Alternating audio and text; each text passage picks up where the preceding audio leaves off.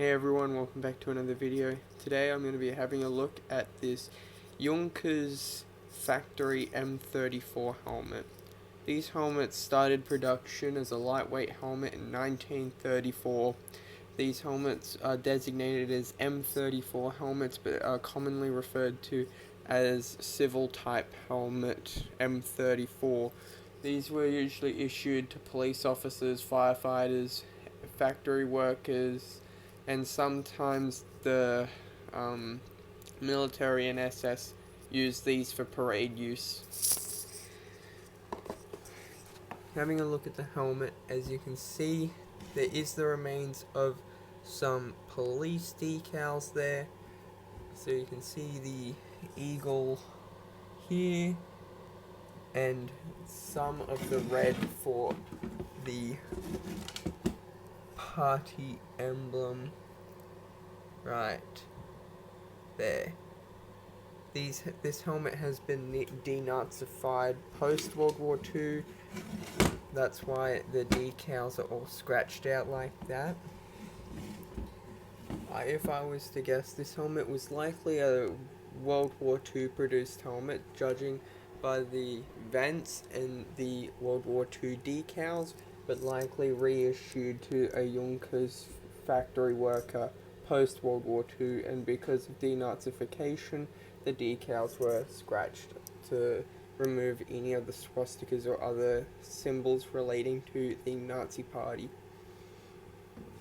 On the top of the helmet there are these holes. These holes are here to mount a comb. So the comb was usually issued early on all M34s, that's why there's holes. And this was to stop falling debris to bounce off the helmet and preventing damage to the helmet or injury. These were removed in 1940 to be melted down to make aircraft parts, as they are made of aluminum. On the front of the helmet there is a very nice Junkers. It's not a decal. If I was to guess, it's like a stamp sort of thing where you place it over and then you paint in the areas. I'm not sure what they're called, but it looks almost hand painted, but it's very fine. So I don't, unless someone's got the best handwriting, I don't think this is fake. So these helmets have these salt and pepper vents. That's why if you have an M34 and they're in this configuration, they're a wartime produced one. If they were mounted like that, they're post World War II. These have a 4-pin system opposed to the 3 on the army helmets. This specific one is a square dip opposed to a rounded corner like you see on the army ones. There are rounded corner ones, but those are typically later war production. These actually came before the infamous M35 Stahlhelm, which you would see issued to pretty much everywhere before being replaced by the M40. So these helmets are actually technically older than the army helmets. I have noticed a difference between the aluminum one, so this is a solid aluminum helmet, so it's very light, and the steel ones. The aluminum ones have this very flat, sort of straight vertical drop, whereas the steel versions kind of have a bit of an incline to the brim.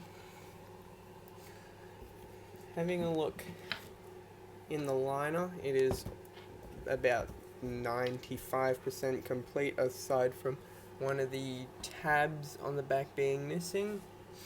So these tabs that run around most along the back of the helmet, these would have been used to mount a neck flap. That's if this helmet was issued to a firefighter. The neck flap stops hot embers from falling down the back of one's vest, suit, etc. So this helmet is a size 57, so it's quite small. It still has the chin strap is complete, aside from being a bit cracked, but it's still very pliable. The leather liner is still in really nice condition. And we do have two names in this helmet. We have one to Young Fritz. So this is probably the original owner of the helmet, likely wartime.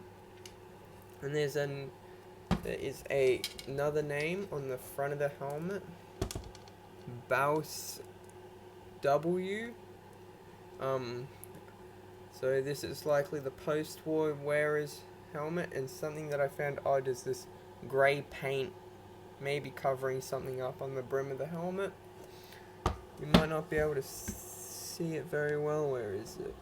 I think it might be on the other side. Oh, here it is. You may or may not be able to see that very well, but there is a stamp